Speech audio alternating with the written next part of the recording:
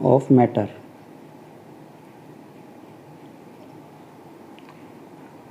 देखिए हमारी मैटर की 3 स्टेट होती है, सॉलिड, लिक्विड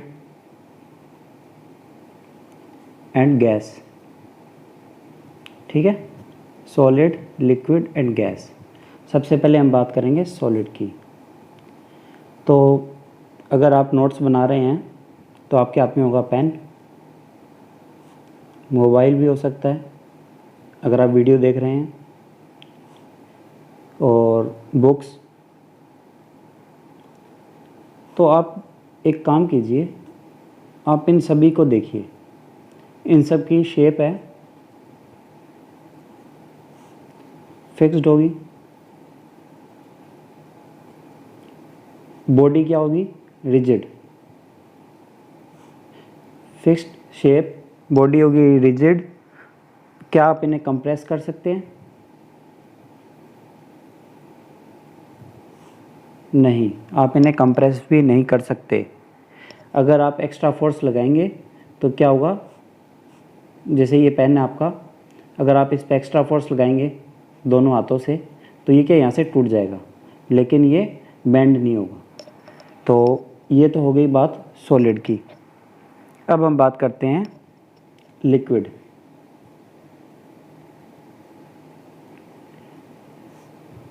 लिक्विड कोई भी कंटेनर की शेप ले सकता है। जैसे वाटर है, आप अगर इसे ग्लास में डालेंगे तो ग्लास की शेप लेगा, जार में डालेंगे तो जार की, बॉटल में तो बॉटल की शेप ले लेगा। तो इससे हम क्या समझते हैं, जो लिक्विड है उसकी शेप है फिक्स नहीं है, फिक्स नहीं है, लेकिन वॉल्यूम फिक्स है। सॉलिड में क्या था, शेप फिक्स थी, लेकिन क्या वॉल्यूम भी फिक्स था। गैस, इसके अंदर क्या होगा, आप देख ही रहे हैं आपके रूम में चारों तरफ गैस है, या बैलून में है। बैलून में अगर गैस होती है, जैसे बैलून है, अगर इसके अंदर गैस है तो आप इसको प्रेस भी कर सकते हैं किसी भी डायरेक्शन में, और तो इसकी शेप है फिक्स नहीं है। वॉल्यूम, अगर आपने इसे कंटेन कर रखा है तो फिक्स बोल सकते हैं, बाकी इसका वॉल्यूम भी फिक्स नहीं होता, क्योंकि गैस को आप कंप्रेस कर सकते हैं। आप जितना प्रेशर अप्लाई करेंगे उतनी ही ज़्यादा गैस कंप्रेस होगी। जैसे एलपीजी जो अपने घर पर कुकिंग गैस है, उसको क्या है, हाई प्रेशर पे कंप्रेस करते हैं। एलपीजी की फुल फॉर्म क्या होगी, लिक्विफाइड पेट्रोलियम गैस। लिक्विफाइड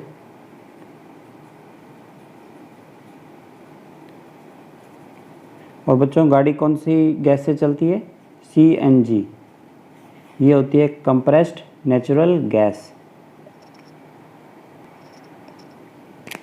हम एक बात करते हैं, आप ये लीजिए क्रिस्टल्स ऑफ शुगर और साल्ट। ठीक है, एक आप लेंगे रबर बैंड, और लास्ट वाला हमारा क्या होगा, स्पॉन्ज। ये तीनों क्या सॉलिड हैं? देखिए शुगर होगी या सॉल्ट होगी, जो इसके क्रिस्टल्स होते हैं, इसको अगर हम कोई बीकर में डालेंगे तो बीकर की शेप ले लेगा। अगर हम कोई बोतल में डालेंगे तो वो बोतल की शेप ले लेगा। रबड़, इसकी शेप फिक्स नहीं है, अगर आप इसे स्ट्रेच करेंगे तो ये स्ट्रेच हो जाएगा। ठीक है, स्ट्रेच करोगे तो ये स्ट्रेच हो जाएगा। स्पॉन्ज, इसे आप कंप्रेस भी कर सकते हैं। तो आप ये बताइए, क्या ये तीनों सॉलिड हैं? तो देखिए इसका आंसर ये होगा, ये तीनों सॉलिड हैं। शुगर है, इसके छोटे छोटे क्रिस्टल्स होते हैं जिनकी शेप क्या है, फिक्स्ड है, यानी उनकी शेप चेंज नहीं हो रही है, छोटे छोटे क्रिस्टल्स हैं। हाँ, हम सबको इकट्ठा करके आप एक बोतल में डालते हैं तो वो एक अलग शेप ले लेती है, लेकिन इसके जो छोटे छोटे क्रिस्टल्स हैं वो सॉलिड हैं, वो फिक्स्ड हैं। उसके बाद में रबड़। रबड़ के अंदर हम क्या करते हैं, रबड़ एक पॉलीमर है, इसके अंदर हम एक्सटर्नल फोर्स अप्लाई करते हैं टू चेंज इट्स शेप। लेकिन क्या होता है, जैसे ही हम ये एक्सटर्नल फोर्स को रिमूव करेंगे, रबड़ will regain its original shape. ठीक है। स्पॉन्ज, देखो स्पॉन्ज क्या होता है, ये भी क्या एक तरह से प्लास्टिक होता है, पॉलीमर होता है।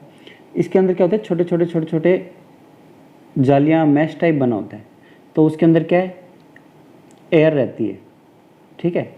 जब आप इसे ऊपर से दबाएंगे तो क्या प्रेस हो जाता है, क्यों? क्योंकि जितनी भी एयर स्पॉन्ज के अंदर है वो बाहर आ जाती है, एक्सपेल। ठीक है। लेकिन जैसे ही आप प्रेशर हटाएंगे, फोर्स हटाएंगे, तो ये क्या है, दोबारा एयर अंदर जाएगी और ये दोबारा अपनी ओरिजिनल शेप में आ जाएगा।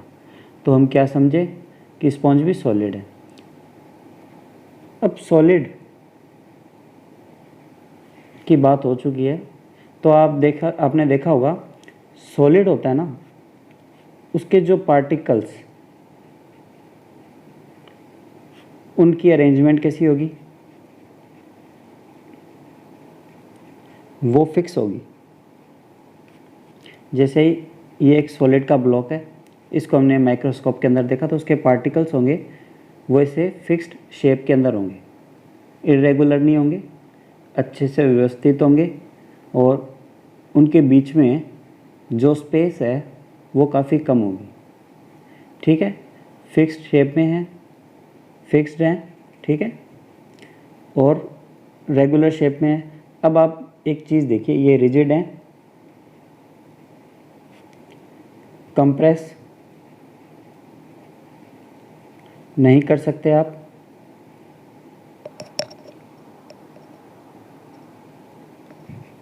फिक्स वॉल्यूम होगा, फिक्स शेप होगी। ठीक है। अब बात करते हैं लिक्विड। अब लिक्विड का भी एक एक्सपेरिमेंट कर लीजिए आप। वाटर लीजिए, अलग अलग कंटेनर्स में डालिए। आपने एक पानी ग्लास में डाला, एक वाटर बॉटल में डाल रहे हो। ठीक है। डायग्राम पे ज़्यादा मत जाइएगा, सिर्फ आपको समझाने के लिए।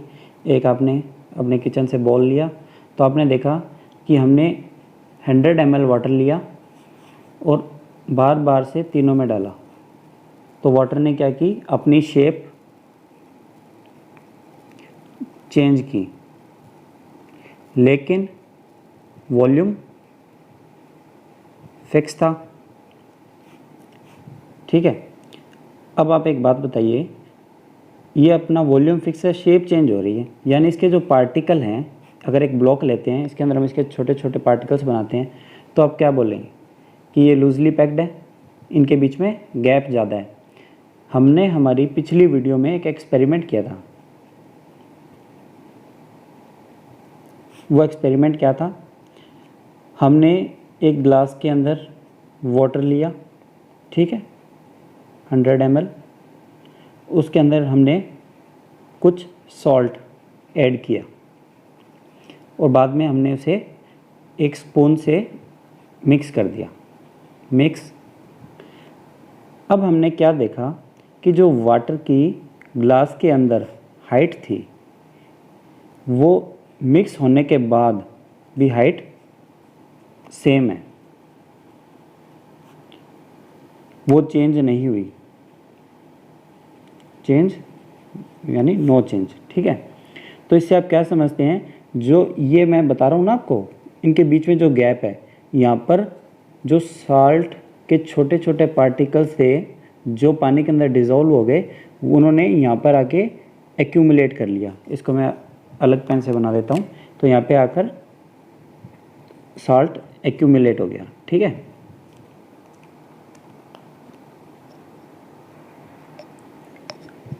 हम लिक्विड की बात कर रहे थे, तो लिक्विड लिखेंगे दोबारा। एक बात बताइए, आपके हाथ से पानी से भरी हुई एक glass full of water drop हो गई, ठीक है, नीचे गिर गई, तो क्या हुआ? ग्लास थी, मान लेते हैं स्टील की है, तो ये सॉलिड है, फिक्स शेप है, इसका कुछ नहीं होगा, इसे आप उठा लेंगे। लेकिन पानी, ये क्या है? लिक्विड, इसकी कोई शेप नहीं है, ये क्या है? फ्लो करने लगेगा।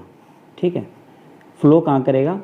अगर आपके फ्लोर पर कहीं पर भी थोड़ा सा एंगल है, ठीक है, यानी एंगल कुछ डिग्री में एक एंगल होगा, हल्का सा होता है, तो उससे क्या होगा कि पानी एक डायरेक्शन में जाएगा। जिस डायरेक्शन में जाएगा आप समझिए वहाँ पे उस साइड, डाउनवर्ड साइड, मतलब फ्लोर की, मतलब वो है, एंगल है। ठीक है, तो पानी यहाँ पर फ्लो करने लगा। तो अगर पानी फ्लो कर रहा है तो हम पानी को क्या बोलेंगे? फ्लूइड। ठीक है, लेकिन ये रिजिड नहीं है। अब जो कि हमने पहले देखा था कि वाटर के अंदर स्पेस होता है,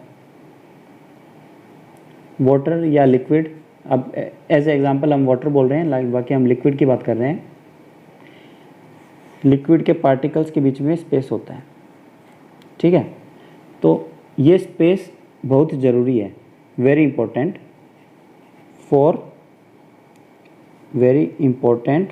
फॉर एक्वेटिक लाइफ। ऐसा है, fish and other aquatic animals. ठीक है, ये क्या है? ऑक्सीजन कहाँ से लेते हैं? वाटर से। वाटर से ऑक्सीजन कैसे लेंगे? वाटर के अंदर ऑक्सीजन एक्यूमुलेट हो जाती है, CO2 एक्यूमुलेट हो जाती है, तो यहीं से फिश वगैरह जो अपने गिल्स होते हैं उनके, वहाँ से वो इस ऑक्सीजन को एक्सट्रैक्ट करती हैं, लेती हैं। तो क्या समझे आप? एक्वेटिक लाइफ के लिए वाटर के अंदर ऑक्सीजन होना बहुत ज़रूरी है। आपने देखा भी होगा कुछ ब्रांड्स वाटर की बोतल्स पे लिखते हैं ऑक्सीजनेटेड वाटर। इसका मतलब क्या होता है कि उन्होंने अलग से उसके अंदर ऑक्सीजन डाली है। ठीक है, गैस की बात करते हैं। ये क्या अपनी थर्ड स्टेट है ऑफ मैटर। ठीक है, तो जैसा कि आपने देखा, हमने सॉलिड की बात की थी, लिक्विड की बात होगी, अब गैस की बात करते हैं। गैस आप सभी जानते हैं, इसके पार्टिकल्स हैं वो लूजली पैक्ड होते हैं, लूजली पैक्ड। ठीक है, उनके बीच में स्पेस बहुत ज़्यादा होती है। आपने कभी देखा होगा जो बैलून वेंडर आता है, गुब्बारे वाला, उसके पास एक सिलेंडर होता है। ठीक है बच्चों, उस सिलेंडर से वो अपने को बैलून्स फिल करके देता है। तो मेरा पहला क्वेश्चन तो ये होगा कि जो हवा इन बैलून्स के अंदर फिल की जाती है कौन सी होती है? तो उसका आंसर क्या होगा? हीलियम। Helium gas. बच्चों, ये एक इनर्ट गैस है। इनर्ट का मतलब होता है ये किसी भी चीज़ के साथ रिएक्ट नहीं करती है। ठीक है, आपके लिए इतना सफिशिएंट है। फिलहाल इनर्ट गैस है हीलियम गैस, और ये किसी भी चीज़ के साथ रिएक्ट नहीं करती है। हाँ, अब आपने देखा होगा ये बैलून क्या हवा में उड़ते हैं, तो मैं आपको बता दूं सबसे हल्की जो गैस है वो होती है हाइड्रोजन H2। ठीक है, उसके बाद में आती है हीलियम He, हीलियम। ठीक है, तो सबसे पहले सबसे हल्की कौन सी है? हाइड्रोजन, उसके बाद में आती है हीलियम गैस। तो बैलून के अंदर कौन सी गैस होगी? हीलियम गैस होगी।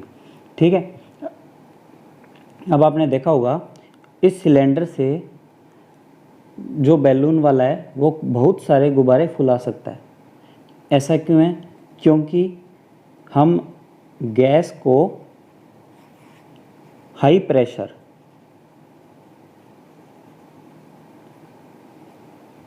से कंप्रेस कर सकते हैं। ठीक है, तो हम क्या करेंगे, गैस के ऊपर हाई प्रेशर डालेंगे, उससे क्या होगा, गैस लिक्विफाइड हो जाएगी और हम उसको एक सिलेंडर में बंद कर लेंगे। आपने एग्जांपल में देखा होगा क्या? Dry ice. ड्राई आइस, अब ये ड्राई आइस क्या है? ये होती है सॉलिड CO2। हम CO2 को जब हाई प्रेशर डालते हैं तो वो क्या एक सॉलिड में कन्वर्ट हो जाती है। ठीक है, आपने देखा होगा कि कई रेस्टोरेंट वगैरह में आजकल शादी में बहुत ज़्यादा होता है कि वो ये ड्राई CO2 है ग्राउंड पे डाल देंगे, जिससे क्या है उसको हीट मिलेगी आसपास से, एनवायरनमेंट से, तो वो क्या है एकदम वेपोराइज होने लगेगी। और देखो ये क्या है, सॉलिड से डायरेक्ट वेपर में कन्वर्ट हो रही है, बीच में लिक्विड में चेंज नहीं होती है। तो ये क्या है, हमें लगेगा वहाँ पर एक मिस्ट यानी धुंध, कोहरा हो गया है, स्नो हो गई है, तो ये एक तरह से अच्छा लुक देता है। और बाकी इसके और भी बहुत यूज़ है, वो हम आगे पढ़ेंगे। ठीक है, तो मैंने आपको बता दिया ड्राई आइस क्या होती है, सॉलिड CO2 जिसको हम हाई प्रेशर डालकर बनाते हैं। ठीक है, अब हम बात करेंगे can matter change it's state.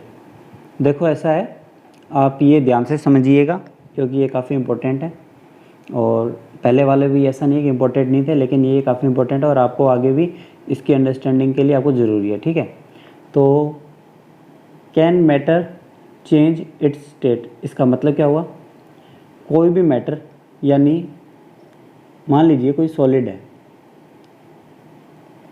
क्या वो अपनी स्टेट को चेंज कर सकता है, यानी लिक्विड में या फिर गैस में? क्या ऐसा पॉसिबल है? तो मैं आपको बता दूं ऐसा बिल्कुल पॉसिबल है, और ये इन्वर्सली भी पॉसिबल है, यानी गैस सॉलिड में, लिक्विड सॉलिड में, लिक्विड गैस में, ये एक दूसरे की स्टेट चेंज कर सकते हैं। ठीक है, तो हम इसको सिंपल रखेंगे, तो एग्जांपल के तौर में हम लेंगे वाटर।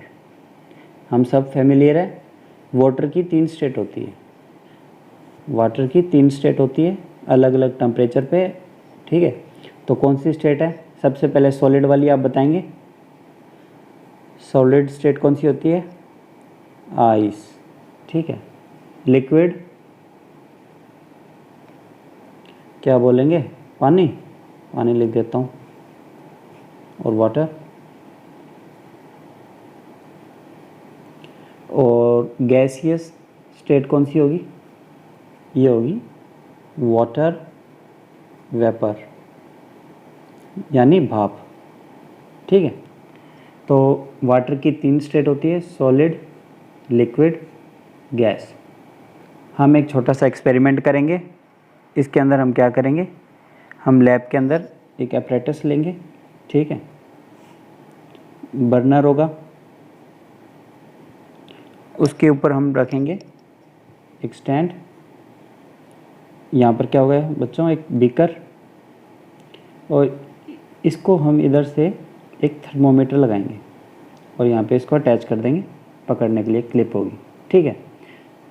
अब क्या करेंगे, इस बीकर के अंदर हम आइस डालेंगे यानी सॉलिड, और ये बर्नर है तो इसको ऑन कर रखा है हमने, ये बर्न हो रहा है, और ये आइस क्यूब हैं, आप सभी ने देखे होंगे आइस क्यूब, ठीक है।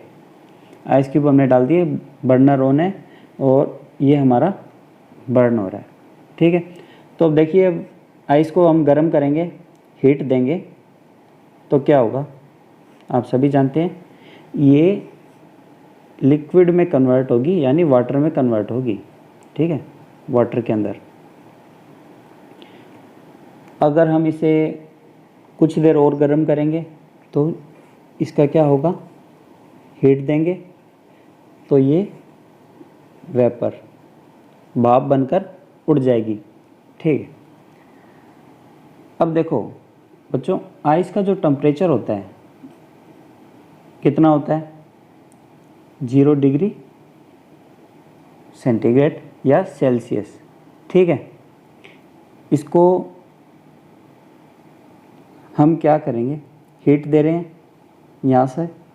अब आप देखेंगे कि आइस मेल्ट होने लग गई है, आइस मेल्ट हो रही है, लेकिन थर्मोमीटर के अंदर जो 0 डिग्री सेंटीग्रेड जो शो कर रहा था आइस का टेम्परेचर, वो मेल्ट हो रही है। हम नीचे से हीट दे रहे हैं लेकिन वह टेम्परेचर इंक्रीज नहीं कर रहा है, टेम्परेचर इंक्रीज नहीं कर रहा है। ऐसा क्यों है और ये कब तक इंक्रीज नहीं करेगा, जब तक आइस फुल्ली वाटर में कन्वर्ट ना हो जाए, ठीक है। तो ऐसा क्यों हुआ, अब आप मुझे एक बात बताइए, हम यहाँ से हीट अप्लाई कर रहे थे बीकर को और आइस मेल्ट हो रही है वाटर के अंदर और टेम्परेचर इंक्रीज़ नहीं हो रहा है, वो अभी भी 0 डिग्री बना हुआ है। तो ये जो हीट है ये कहाँ गई, टेम्परेचर के अंदर शो, थर्मोमीटर के अंदर शो क्यों नहीं कर रही है, ये 0 डिग्री क्यों शो कर रहा है। ऐसा इसलिए है क्योंकि जो आइस के पार्टिकल्स थे, ठीक है, बहुत ज़्यादा क्लोज थे, उनको हमने एक्सटर्नल हीट दी, ठीक है। जब हमने इनको हीट दी तो इनको एनर्जी मिली, जब इनको एनर्जी मिलती है तो ये पार्टिकल वाइब्रेट करते हैं। थोड़ा मैं बड़ा बना देता हूँ आपको दिखाने के लिए, तो ये पार्टिकल ऐसे वाइब्रेट करते हैं जिगजैग में, ठीक है। जैसे जैसे ये वाइब्रेट करेंगे वैसे वैसे इनकी एनर्जी बढ़ेगी और ये लूज़ होंगे और इनके बीच का जो गैप है वो बढ़ेगा, ठीक है। जैसे जैसे गैप बढ़ेगा वैसे वैसे आइस वाटर में कन्वर्ट होएगी, लेकिन ये जो टेम्परेचर ये 0 बना रहेगा, क्योंकि जो ये एनर्जी है ना जो हम नीचे बर्नर से दे रहे हैं आइस को, वो इनको वाइब्रेट कराने में यूज़ हो रही है और ये छुपी हुई एनर्जी है, ये थर्मोमीटर में शो नहीं करती है। तो हम इसे क्या बोलेंगे, लेटेंट हीट, ठीक है, लेटेंट हीट।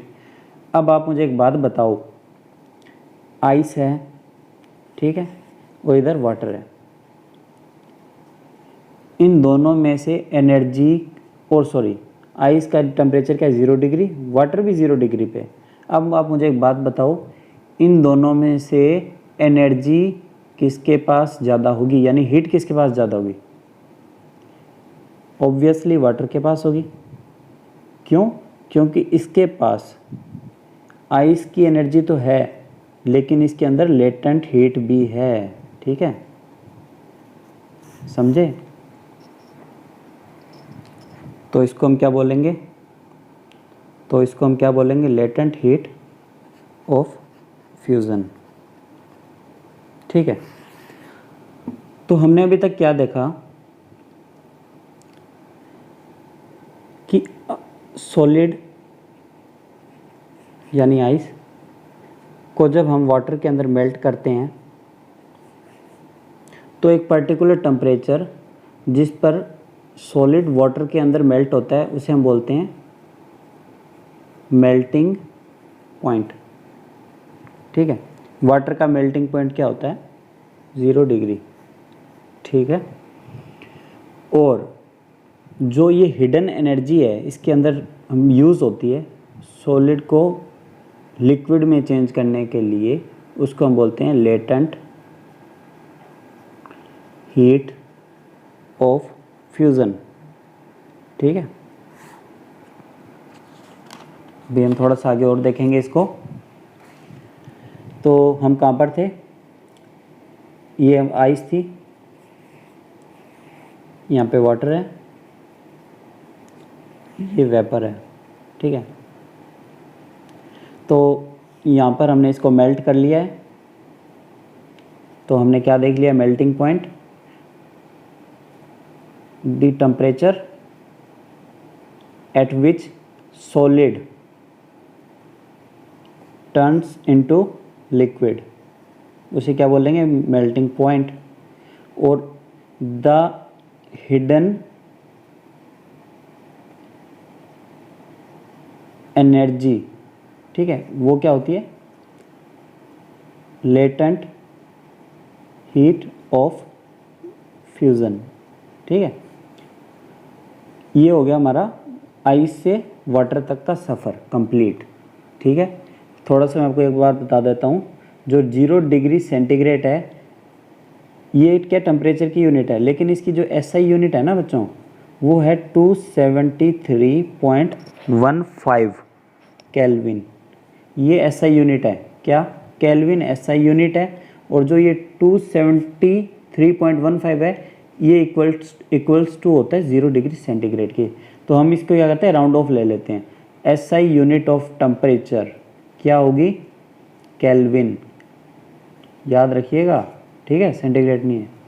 और 0 डिग्री सेंटीग्रेड ये कितना होता है? 273.15। इसको हम क्या बोलेंगे?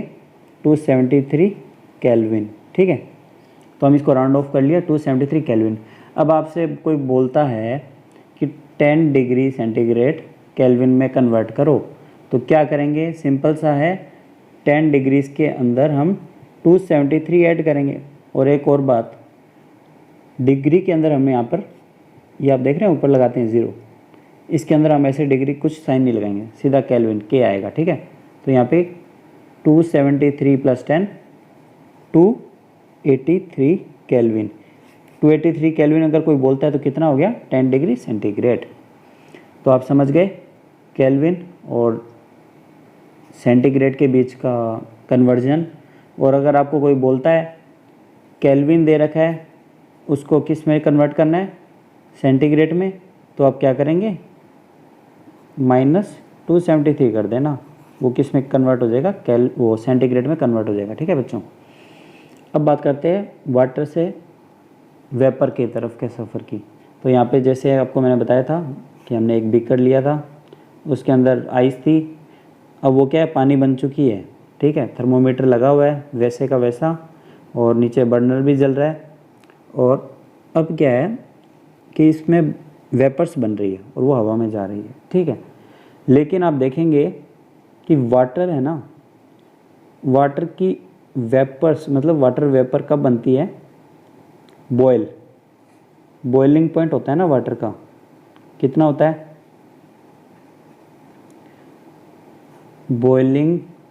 वाटर का बॉइलिंग पॉइंट कितना होता है? बॉइलिंग पॉइंट कितना होता है? वो होता है 100 डिग्री सेंटीग्रेड, 100 डिग्री सेल्सियस, या फिर आप बोल सकते हैं 273 केल्विन। ठीक है, बॉइलिंग पॉइंट है वाटर का।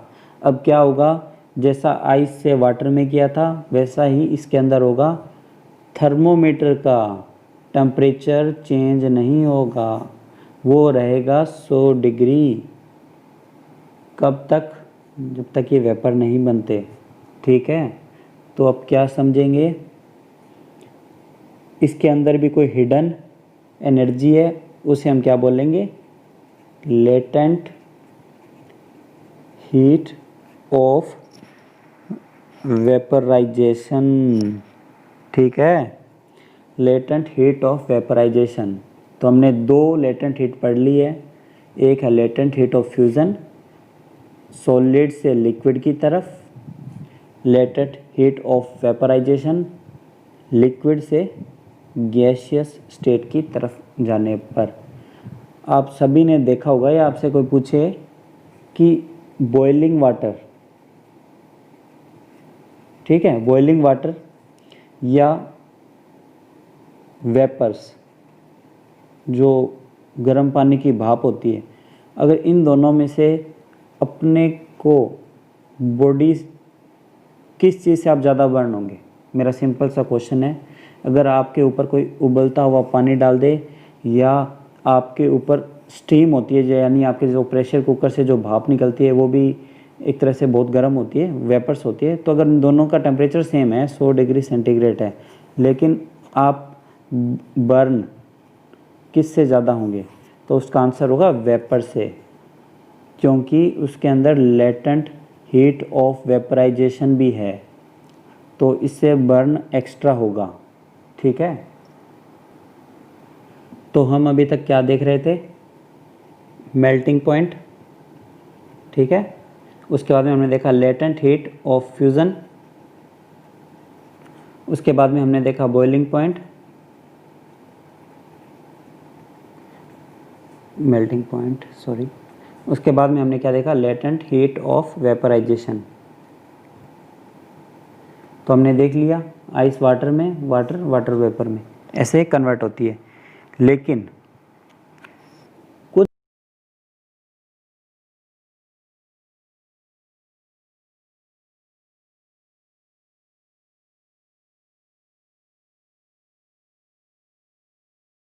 सॉलिड, जो सॉलिड से डायरेक्ट वेपर या बोल सकते हैं गैस में कन्वर्ट हो जाते हैं। कपूर आपने देखा होगा, मंदिर वगैरह में यूज़ करते हैं, वो सॉलिड होता है, अगर आप उसे ओपन एयर में छोड़ देंगे तो वो वेपराइज हो जाएगा, लेकिन जो इंटरमीडिएट स्टेट है लिक्विड में कन्वर्ट नहीं होगा, याद रखिएगा। कपूर हो गया, वो लिक्विड में कन्वर्ट नहीं होगा। अब होता क्या है, गैस अगर डायरेक्ट सॉलिड में चेंज होती है तो हम उसे क्या बोलेंगे? डिपोजिशन, ठीक है। और कपूर वेपर में कन्वर्ट हुआ तो सॉलिड गैस में कन्वर्ट होता है, तो उसे हम क्या बोलते हैं? सब्लिमेशन। ये वर्ड्स हैं, याद रखिएगा, डायरेक्ट क्वेश्चन आता है, टीचर पूछ लेते हैं what is sublimation, what is deposition, तो इसका अपने को डायरेक्ट आंसर पता होना चाहिए कि क्या होता है, कौन सा किस में कन्वर्ट होता है। मैं आपको एक चार्ट बना देता हूँ जिससे आप समझ जाएंगे। मान लीजिए यहाँ पे लिक्विड है, ठीक है, यहाँ पे हम ले लेते हैं सॉलिड, इधर हम लेंगे गैस, ठीक है। तो लिक्विड, सॉलिड और गैस। अब आप मुझे एक बात बताइए, जब सॉलिड से लिक्विड में चेंज होगा तो क्या होगा? फ्यूज़न, फ्यूज़न, ठीक है। लिक्विड से सॉलिड में कन्वर्ट होगा तो क्या होगा? अब देखो, लिक्विड था, सॉलिड बन रहा है, तो इसको हम बोलते हैं सॉलिडिफिकेशन, सॉलिडिफिकेशन, ठीक है। अब लिक्विड से गैस के अंदर तो क्या होगा? इसको हम बोलेंगे वेपराइजेशन। आपको पता है वाटर से वाटर वेपर बनती है, तो इसको क्या बोलेंगे? लिक्विड से गैस बन रहा है तो वेपराइजेशन, और अगर गैस से लिक्विड बन रहा है तो क्या बोलते हैं? कंडेंसेशन, ठीक है। अब बात आती है, सॉलिड डायरेक्ट गैस में जाता है तो सब्लिमेशन, और गैस सॉलिड में जाती है तो क्या बोलेंगे? डिपोजिशन। ये याद रखिएगा, बहुत इजी है। सॉलिड, लिक्विड, गैस, तीनों स्टेट्स का कन्वर्जन है। इनके क्या क्या नाम है? सॉलिड और लिक्विड के बीच में होती है latent heat of fusion, liquid और गैस के बीच में होती है लेटेंट हीट ऑफ वेपराइजेशन। ठीक है, इतना सा है, आप याद रखिएगा। तो अभी तक हमने क्या देखा, जो स्टेट ऑफ मैटर है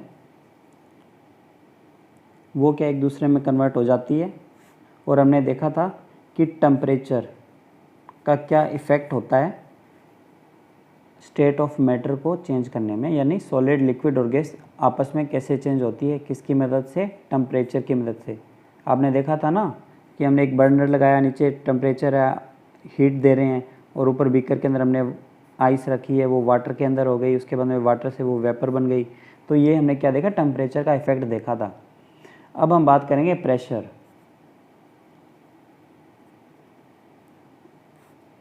प्रेशर कैसे इफेक्ट डालता है, किस पे, स्टेट पे। किसकी स्टेट, मैटर की।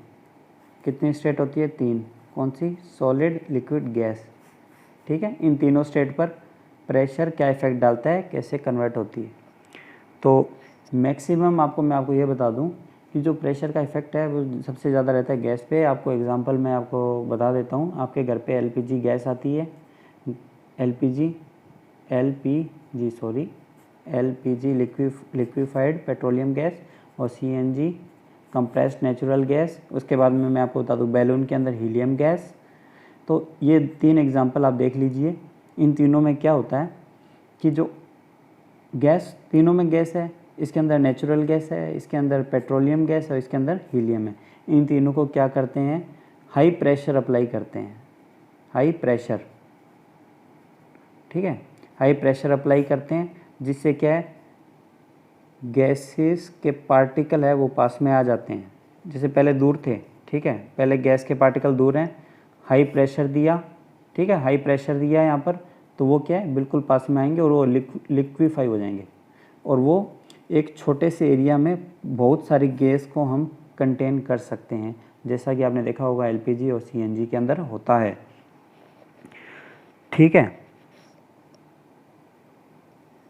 अब देखो प्रेशर की एक यूनिट होती है, उसे बोलते हैं एटमॉस्फेरिक प्रेशर, एटीएम। ठीक है, एटमॉस्फेरिक प्रेशर बोलते हैं। अब एटमॉस्फेरिक प्रेशर का मतलब क्या है, 1 एटीएम का मतलब क्या होगा, आपको मैं सिंपल से लैंग्वेज में बता देता हूँ। हम क्या करते हैं, सी लेवल, ठीक है, जहाँ पे समुंदर है वहाँ पर हम एयर का प्रेशर देखते हैं।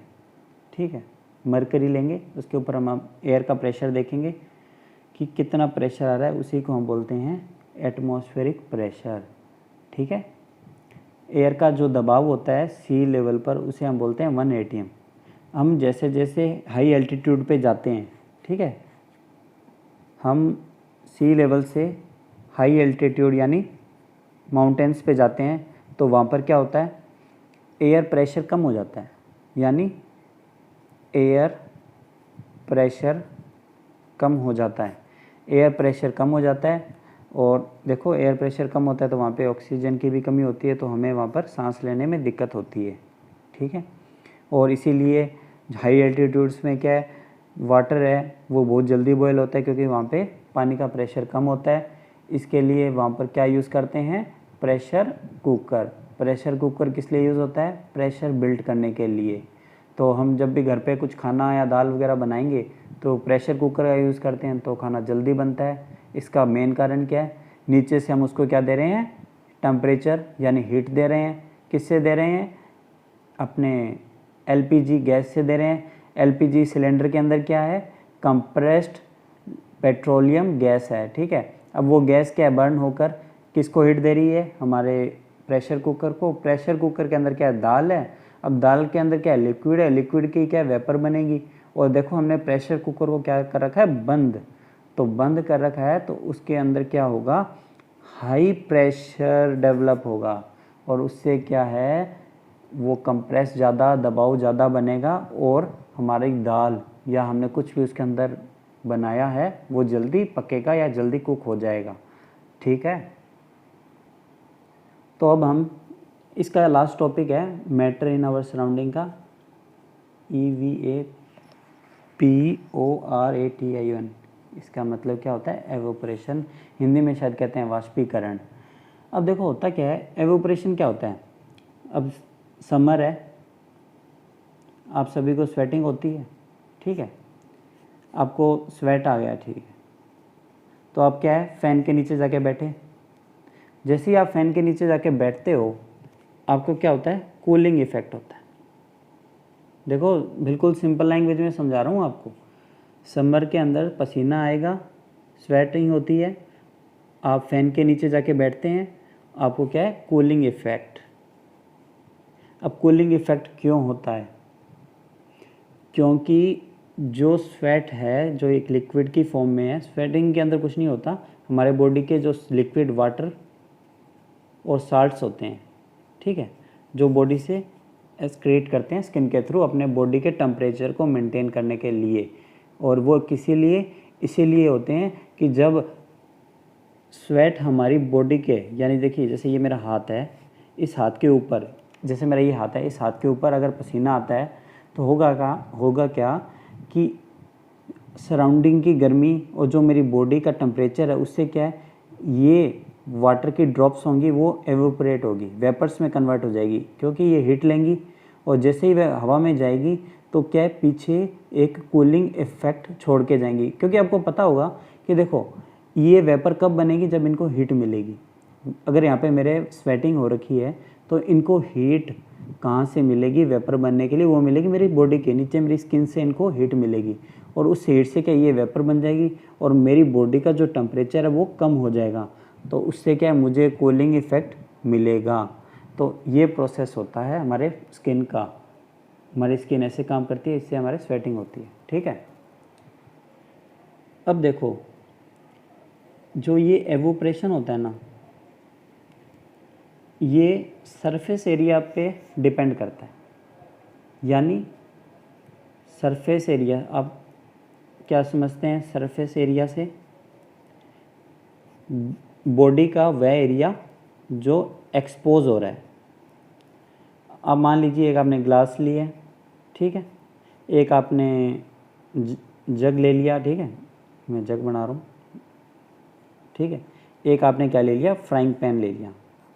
अब आप तीनों में वाटर डाल दीजिए, तो देखो सबसे ज़्यादा एवोपरेशन किसके अंदर होगा? ग्लास का माउथ देखिए बहुत छोटा है, सबसे कम। ये जग है यानी जार है, इसका थोड़ा बड़ा है तो इसमें थोड़ा ज़्यादा, और ये देखिए फ्राइंग पैन है, इसका तो बहुत बड़ा है, तो इसमें एवोपरेशन सबसे ज़्यादा होगा। अब आप देख लीजिए, आपके क्लोथ्स होते हैं, धोने के बाद में, वॉशिंग के बाद में कैसे सुखाते हैं? सन के अंदर सुखाते हैं, ठीक है, सन के नीचे सुखा देंगे, या फिर आप खुली हवा में सुखाते हैं जहाँ पर हवा चल रही है, और अच्छे से उनको झाड़कर हम फिर सुखाते हैं, जिससे क्या है कि हमारे जो कपड़े हैं उनका सरफेस एरिया वह ज़्यादा होता है, ठीक है। ये मेरी शर्ट है, इसको हमने तार पे सुखा दिया, तो अब देखिए इसका सरफेस एरिया ज़्यादा है तो ये जल्दी सूखेगी, और अगर हमने ऐसे ही कोई शर्ट डाल दी तो इसको सूखने में टाइम लगेगा। तो क्या हुआ कि एवोपरेशन है वो किस पे डिपेंड करता है? सरफेस एरिया पर, ठीक है। और दो तीन चीज़ें और हैं, कौन से फैक्टर जो इसको इफेक्ट करेंगे? पहला सरफेस एरिया, उसके बाद में क्या होगा? टेम्परेचर। अगर टेम्परेचर ज़्यादा होगा तो एवोपरेशन भी, टेम्परेचर ज़्यादा तो एवोपरेशन भी ज़्यादा, ठीक है। उसके बाद में विंड, अगर हवा चल रही है, हवा ज़्यादा तो एवोपरेशन ज़्यादा, ठीक है। एक फैक्टर और है ह्यूमिडिटी। देखो ह्यूमिडिटी का क्या है कि एयर है ना, एयर के अंदर एक लिमिटेड अमाउंट में वेपर्स एग्जिस्ट करती है, ठीक है। एयर के अंदर लिमिटेड अमाउंट में वेपर एग्जिस्ट करती है।